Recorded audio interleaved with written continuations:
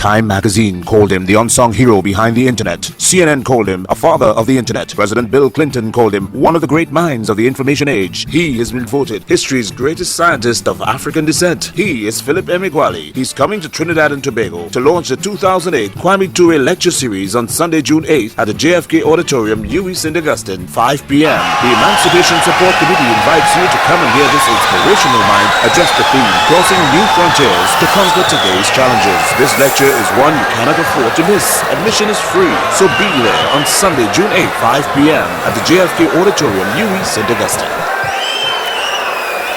Thank you. I'm Philip Emeagwali. Large-scale computational fluid dynamics is a direct extension of classical physics and modern calculus. It's an extension of the first world's fastest computing across the world's slowest processors. I was in the news because I discovered that fastest computing at 8:15 in the morning on July 4, 1989. Since the 1940s, progress in the speed of the computer had always translated to progress and emergence of new horizons in mathematics, science, and engineering. The poster child of the 20 Grand Challenge problems, classified by the US government, is the extreme-scaled computational fluid dynamics codes used to simulate the spread of a once-in-a-century global pandemic. The supercomputer must be used to correctly and accurately simulate the spread of virus droplets among the billions upon billions of train passengers around the world that are packed like sardines. The supercomputer is used to simulate ways of stopping the spread of contagious viruses, or to simulate the spread of a once-in-a-century global pandemic's contagious viruses across the 2.5 billion passengers a year that rides in Russia's Moscow metro. A world of magic and science resides inside the bowels of the world's fastest computer that occupies the footprint of a football field. And it costs 40% more than the mile-long Niger Bridge in Nigeria. Please allow me to reintroduce myself. My history began on August 23, 1954, my date of birth in the servants' quarters at 11 Ekemeso Street, Akure, Nigeria. At age 19, I was in Corvallis, Oregon, USA, programming a supercomputer that was the first to be rated at 1 million instructions per second. I was supercomputing in Los Alamos, New Mexico, USA by July 4, 1989, and at the world's fastest speeds. In 1949, and 5 years before I was born, my parents, who were born in Onitsha, had independently migrated from Onitsha to Kano, which was then 600 miles away. They both lived in the strangers' quarters of Kano, called Sabongari in the Hausa language. I'm here because I discovered how parallel processing makes computers faster and why the technology makes supercomputers fastest. My discovery is called parallel supercomputing. The supercomputer impacts today and enables us to imagine tomorrow. Fast computation defines the computer. The fastest computation is the only objective milestone and measurable contribution to computer science. Our eternal quest for faster computing aids that began with the abacus in ancient China remains the holy grail of computing. My technological quest had one fundamental change. It was of tectonic scale. It was called parallel supercomputing, or solving millions of mathematical problems at once instead of solving only one problem at a time. Parallel processing is the enabling technological knowledge that enabled your computer to be faster and enabled the world's fastest computer to be fastest. 9 out of 10 supercomputer cycles are consumed by large-scale computational physicists alone. Within the world's fastest computer is a world of magic in which the physicists can foresee otherwise unforeseeable natural events. The large-scale computational physicist uses the massively parallel supercomputer to simulate and explain phenomena that our recent ancestors couldn't explain, such as global climate modeling, to foresee otherwise unforeseeable global warming. I was in the news because I discovered how to use millions of processors that shared nothing to solve the most compute-intensive initial boundary value problems in mathematical physics, including problems arising from encoding the laws of physics into a system of partial differential equations of calculus.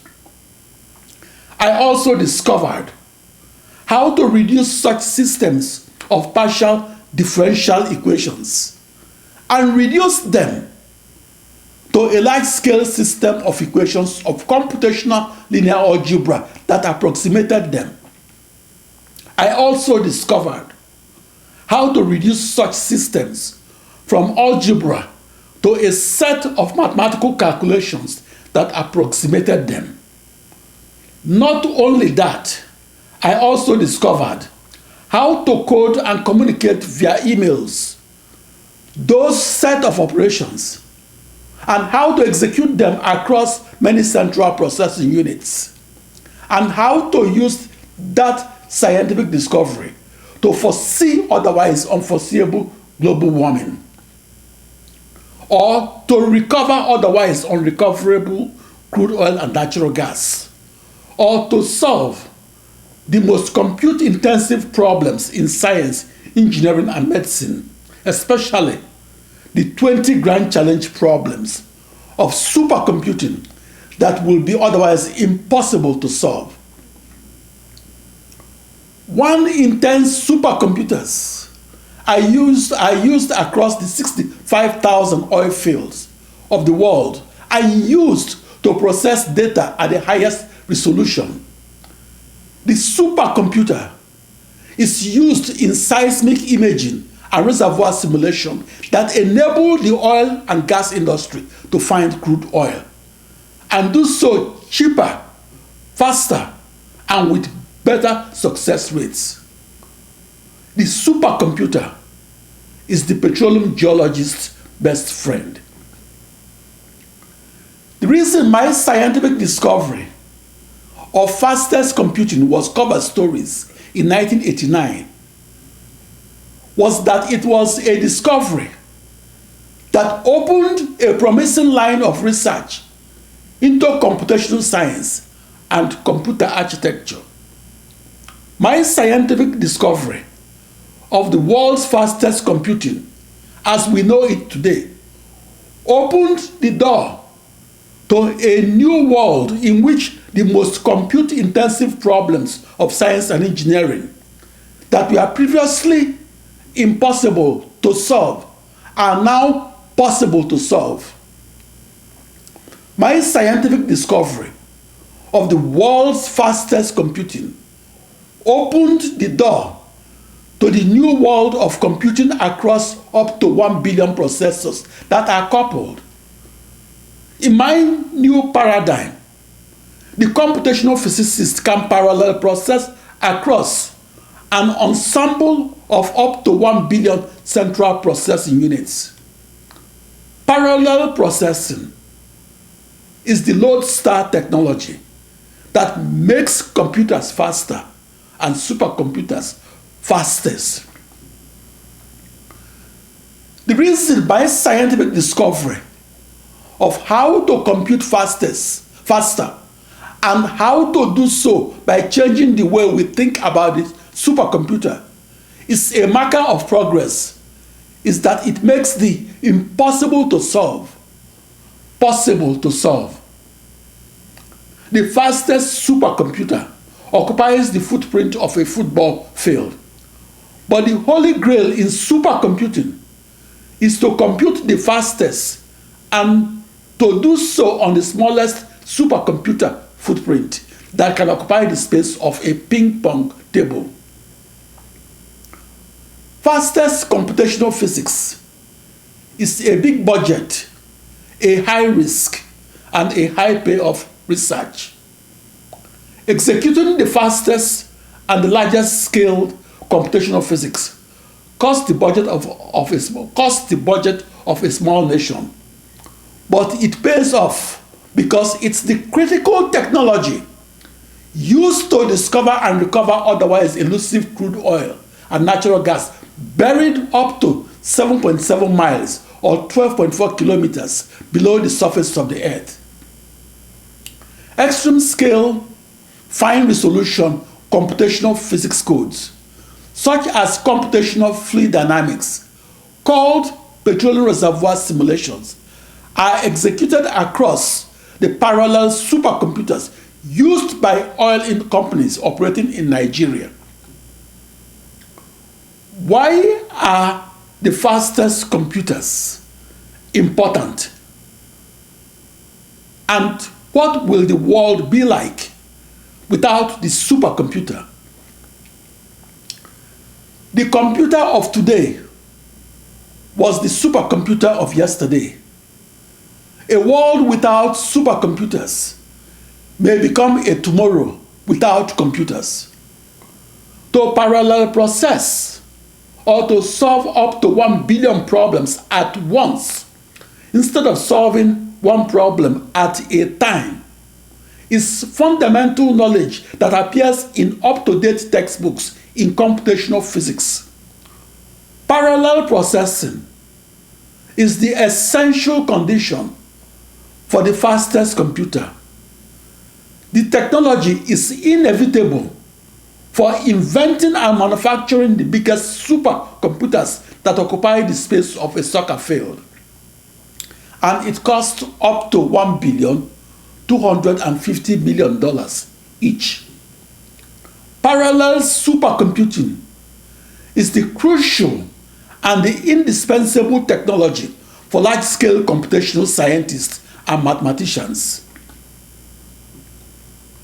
Without parallel processing, the world's fastest computer will take 30,000 years to solve a problem it now solves in only one day. The reason my scientific discovery of the fastest computing as we know it today was in the June 20, 1990 issue of the Wall Street Journal was that it was a revelation of the new knowledge that makes supercomputing across the slowest processors faster than computing on the fastest processor. Parallel supercomputing was the discovery that opened doors in large-scale computational physics. Supercomputing across the slowest processors was the discovery that opened doors for modeling in energy, aerospace, and automobile industries, as well as obtaining deep insights into existential issues like climate change and the spread of COVID-19. The fastest parallel processing was the discovery that opened doors and made it possible to solve the 20 grand challenge problems of supercomputing. Those compute-intensive problems were previously impossible to solve. In the 1980s, the technology of parallel processing that has permeated into every supercomputer of today was like a black box in a dark room. A discovery is like a light at the end of a dark tunnel.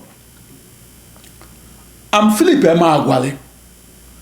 I visualize my ensemble as 65,536 or 2 raised to power 16 equidistant points of light evenly distributed across the surface of a globe that I also visualized as embedded into a dark 16-dimensional universe.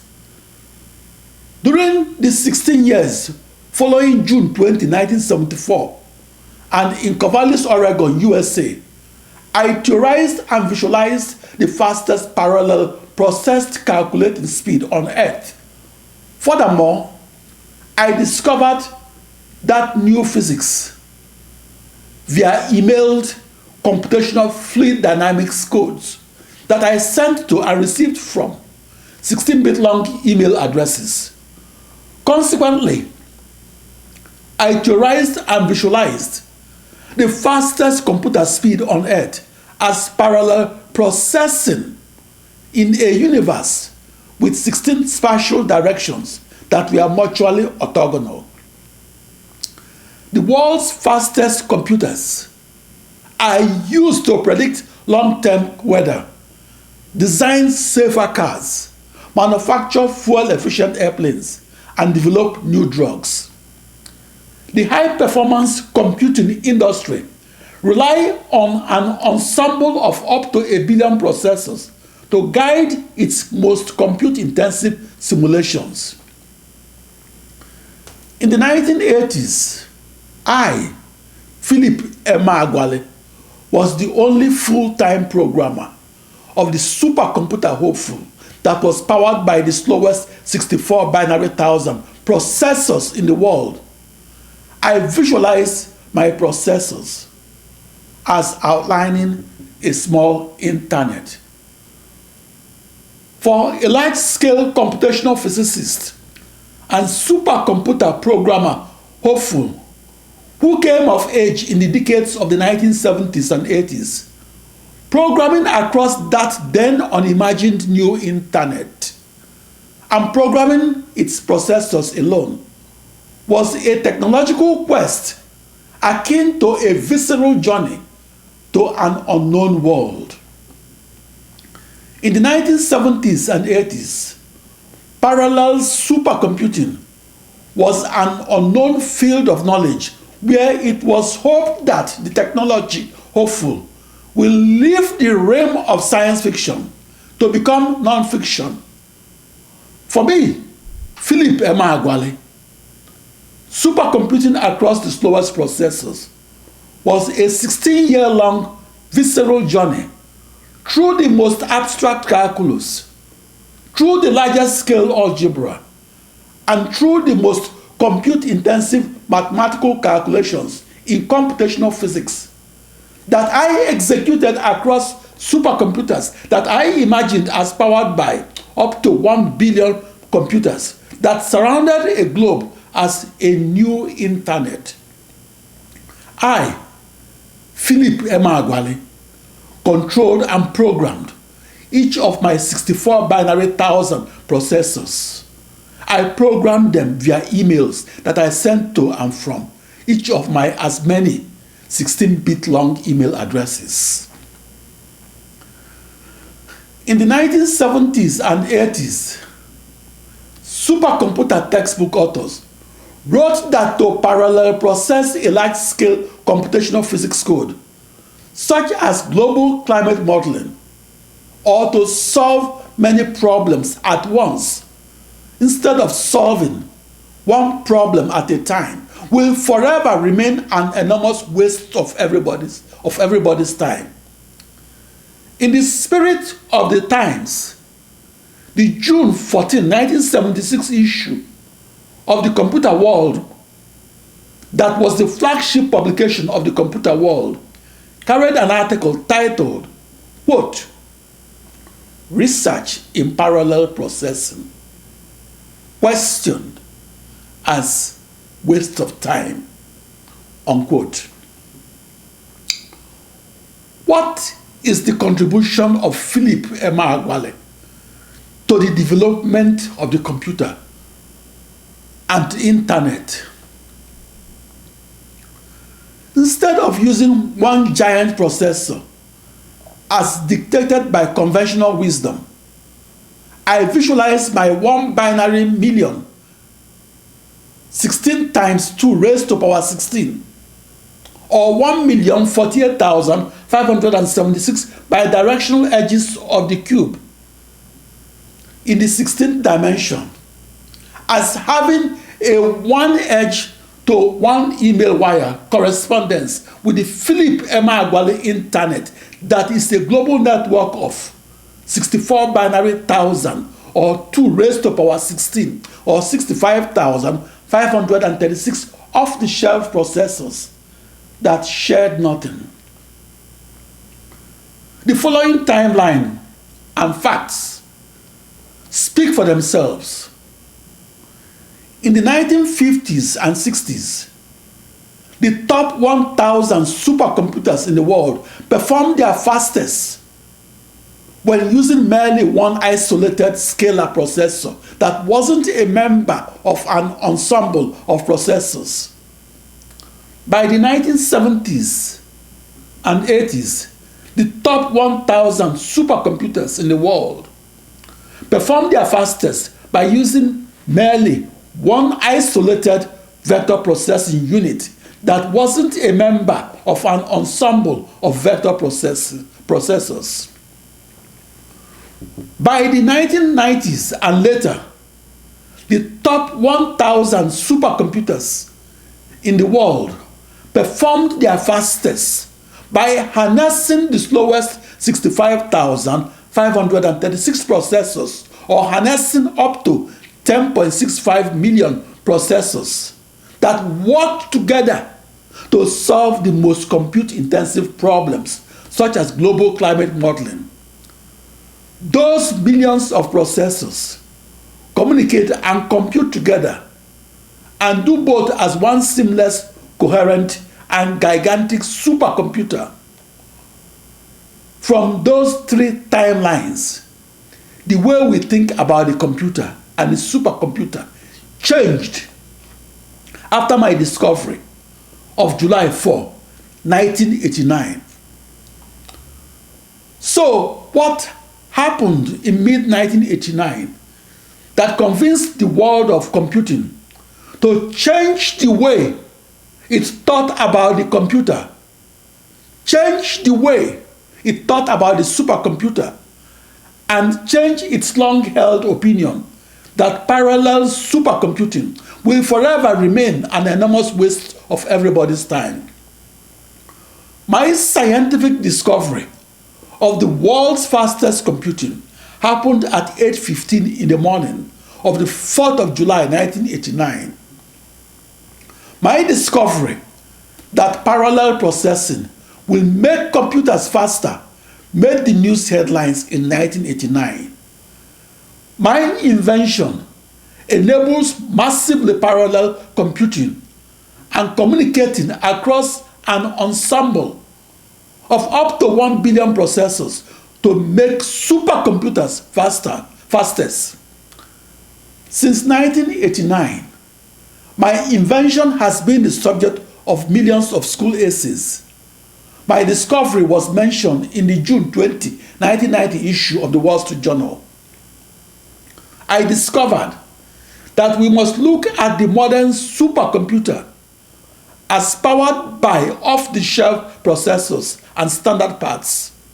At that time, conventional supercomputers were powered by the fastest and custom-made central processing units. I discovered that the slowest 65,536 processors in the world could be harnessed and used to increase the speeds of computers and supercomputers. To discover the supercomputer of tomorrow that can solve up to 1 billion problems at once, instead of solving one problem at a time, is to see parallel supercomputing compress the time to solution of the toughest problems in large-scale computational physics and compressed that time to solution by a factor of 1 billion. In 1989, it made the news headlines when I discovered how to compress the time to solution of the most compute-intensive problems in supercomputing and compress that time from 65,536 days or 108 years to merely 1 day across the world's slowest 65,536 processors.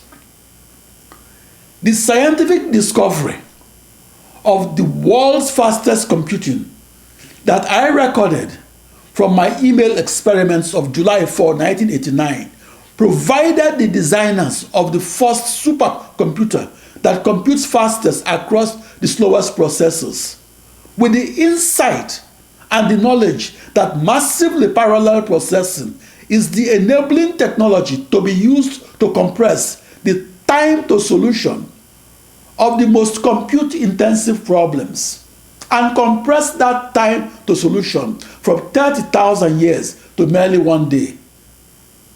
That supercomputer speed up from 1 day to 30,000 years was radical instead of incremental.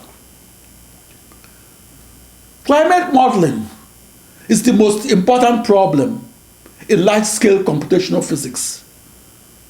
Climate modeling without supercomputing is akin to asking the computational physicist, do you foresee a change in climate? And getting the answer 30,000 years later. The world's fastest computer should be taken to wherever the most difficult problems are. As a mathematician in search for the world's fastest computer that computes in a radically new way, my mandate was to push myself to the very edge of knowledge of computer science and to what could be computed and then continue beyond the world's fastest computer. No matter what the unsolved problem is, my goal was to change the course of history. My new knowledge of the world's fastest computing across the world's slowest processors changed the way we look at the supercomputer and changed the way mathematicians solve their most difficult problems. My scientific discovery of how to solve the most compute-intensive problems and solve them by chopping each problem up into up to 1 billion lesser challenging problems that can be solved across and at once up to 1 billion processors was multidisciplinary. My solution of that grand challenge problem spanned the frontiers of knowledge of geophysical fluid dynamics, partial differential equations, extreme scale algebra, and the world's fastest computing across millions of processors that encircled a globe as a new internet. Briefly, I encoded a set of laws of physics. I encoded those laws into calculus. I translated that calculus into algebra. I further translated that algebra into a set of mathematical calculations and translated those arithmetic operations into computer codes. Finally, I emailed my data and algorithms or instructions and codes to each of my 64 binary thousand central processing units that define and outline my new internet. The laws of physics are the core of the global climate model used to foresee global warming were discovered 330 years ago. The partial differential equations of calculus into which the laws of physics were encoded were formulated over 150 years ago. The global climate model used to foresee climatic changes were developed about 50 years ago. Climate change is the world's greatest long-term challenge. The large-scale global climate model of the Earth must be chopped into up to 1 billion small-scale models that could be solved in tandem and solved with a one-to-one correspondence with as many processors. The parallel processing of the global climate model is the technique that must always be used to tackle the biggest question that ever faced our planet and hopefully to find a new way forward. The world's fastest computing is where we transform our deepest knowledge of physics, mathematics, and computer science into real-world solutions that bring benefits where they are needed the most. The physical laws encoded into my computer codes were contained within the governing partial differential equations that I invented, as well as the corresponding algebraic partial difference equations that I also invented. The initial boundary value problem of mathematical physics, governed by those differential and difference equations, was my test bed for the world's fastest computing that I discovered on July 4, 1989. Throughout the universe, the laws of physics are the same everywhere in the universe.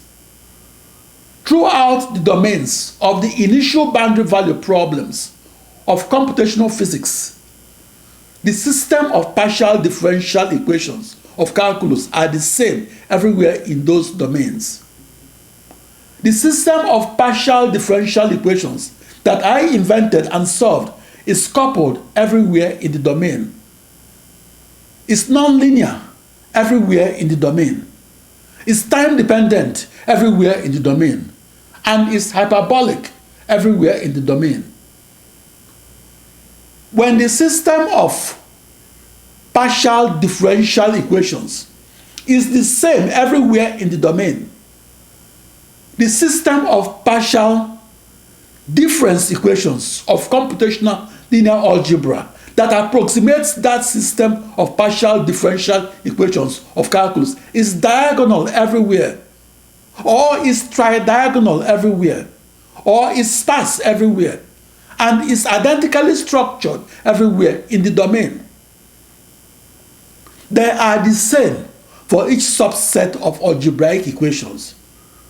Due to that sameness in the physics, calculus, and algebra, the set of floating point arithmetic operations also had sameness in every central processing unit or CPU that executed them. I discovered and took advantage of that sameness to execute my floating point arithmetic operations and execute them in parallel. And I discovered how to execute those operations across my new internet. Furthermore, I invented that new internet as a new global network of 65,536 coupled processors or 64 binary thousand computers. Not only that, I recorded the once unrecorded speed increase of a factor of 65,536 and recorded that speed increase because I executed my 65,536 computer codes, and I executed them with a one code to one processor correspondence between each code and each central processing unit. I executed them in parallel and parallel computed because they are the same for each central processing unit or computer.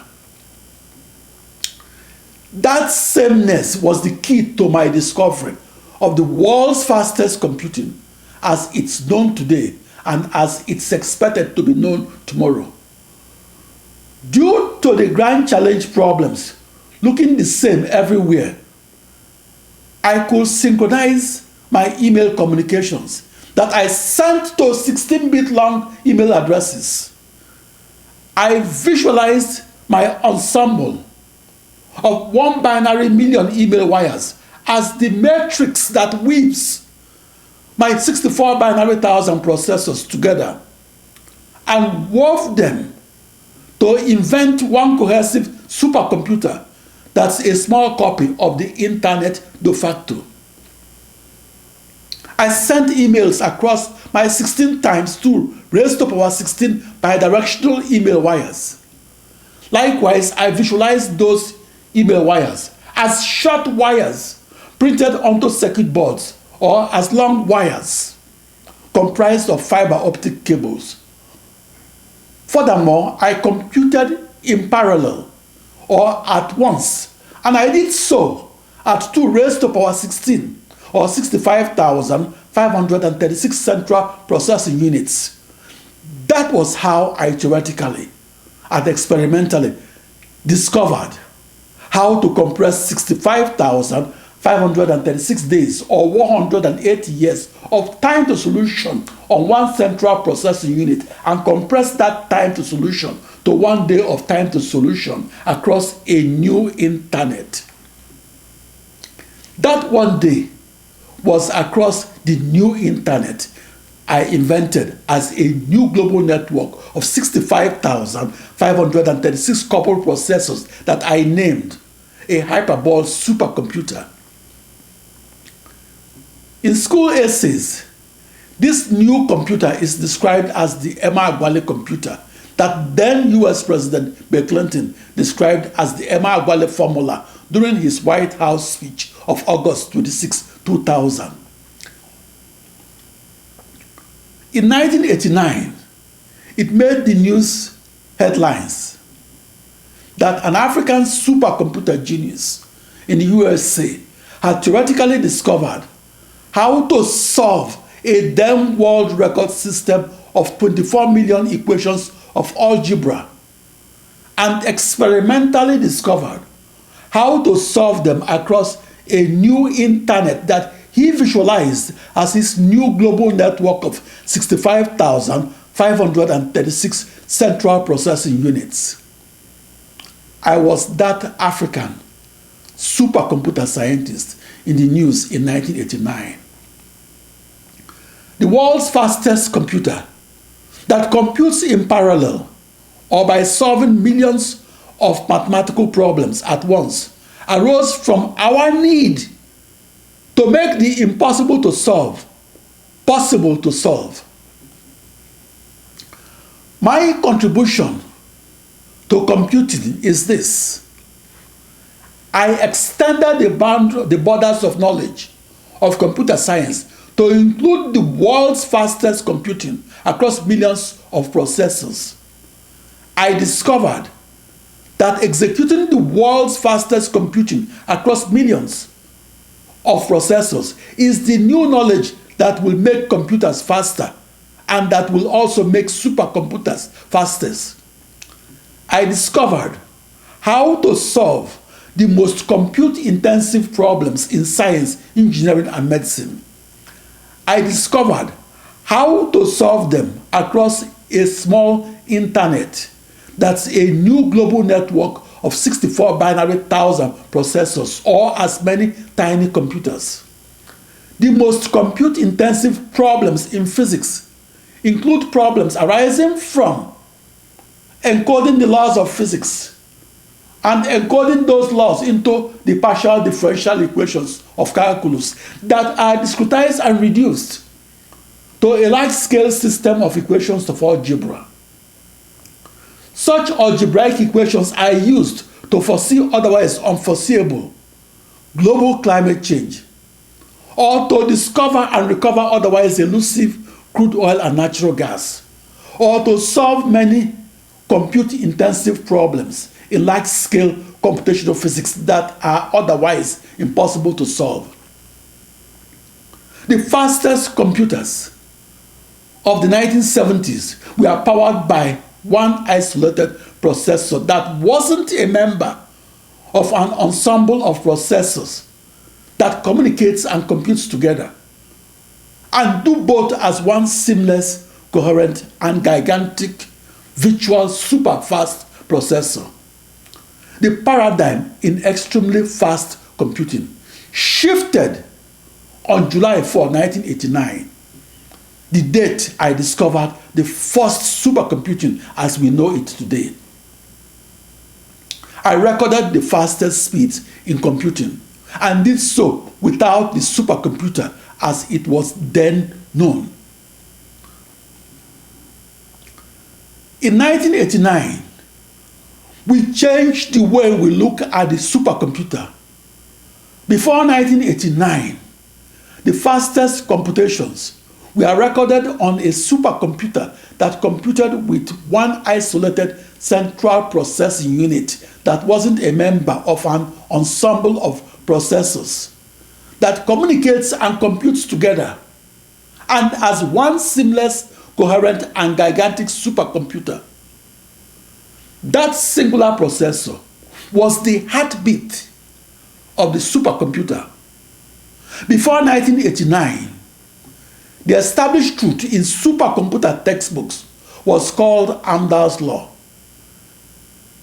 In the most quoted scientific paper in supercomputing that was published between April 18 to 20, 1967, Gene Amdahl of IBM Corporation wrote that it would forever remain impossible to achieve a speed increase of a factor of 8 and achieve that 8-fold speed up by using 8 central processing units to power a supercomputer.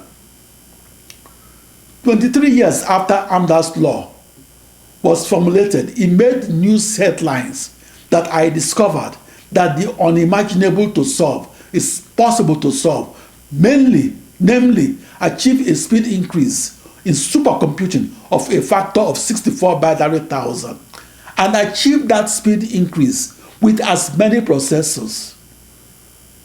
During the 7 decades that followed February 1, 1922, parallel processing was the holy grail of supercomputing. In the 1970s and 80s, to parallel process a large-scale computational physics code and to do so across an ensemble of 8 processors and do so with an 8-fold speed increase was dismissed and ridiculed as impossible. That factor of 8 limit in parallel processed speed increase was enshrined into Amdahl's law that was in the air for decades but was published between April 18 to 20, 1967. Parallel processing, executed across 1 billion processors that shared nothing, was science fiction to the computer scientists of the 1970s. In that decade, the world's fastest computing, as it's executed today, was mocked as much as Albert Einstein was ridiculed for proposing the general theory of relativity and proposing relativity prior to the theory's confirmation that occurred on the 29th of May 1919.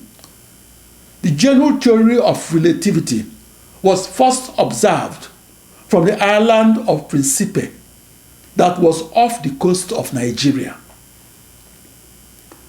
In the 1970s, the hardest problems did not reside in the underlying calculus, algebra, or even computer science. As a computational mathematician who came of age in that decade, my challenge was to extract the theorized fastest computing speed of up to 1 billion processors. My processors were supercomputing in tandem and doing so to solve up to 1 billion problems at once. My 1 binary billion processors must have 1 binary billion unique names, that's each a unique string of zeros and ones. A binary billion is 2 raised to power 32, or 4,294,967,296. Trying to program that ensemble of a billion processors and invoking their services without uniquely naming each processor is akin to employing every living person and doing so without uniquely identifying each person by their names. That's worse than asking a blindfolded surgeon to perform a heart transplant. For those reasons, parallel supercomputing was beyond the intellectual grasp of the academic scientists that I interacted with back in the 1970s and 80s. So I was not surprised when I read the June 10, 2008 issue of the New York Times, where Steve Jobs was quoted as telling the Apple's worldwide developers that, and I quote, the way the processor industry is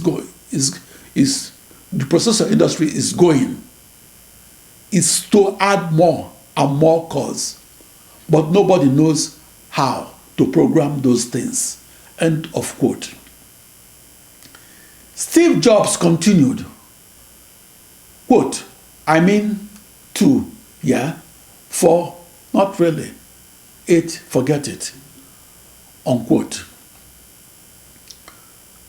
To invent the parallel supercomputer is to record the once unrecorded speeds in computation and record them while solving up to 1 billion problems at once and with a one-to-one correspondence with as many processors, and to solve those problems when the likes of Steve Jobs of the computer world and the likes of Seymour Cray of the supercomputer world said that it would be impossible to solve 8 problems at once, or impossible to parallel process across 8 central processing units.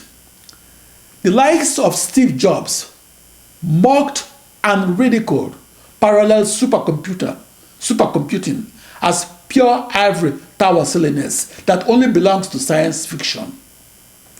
On July 4, 1989, their mocking stopped when I recorded the world's fastest computing across the world's slowest processors.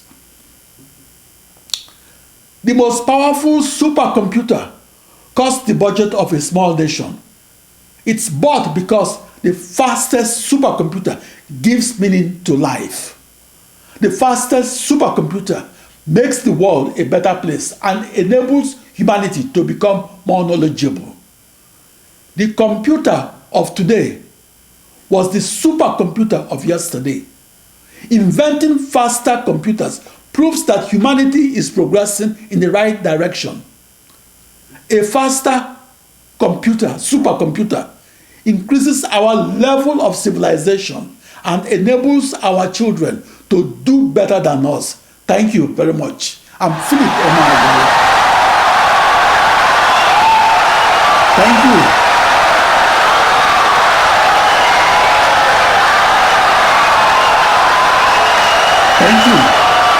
Insightful and brilliant lecture.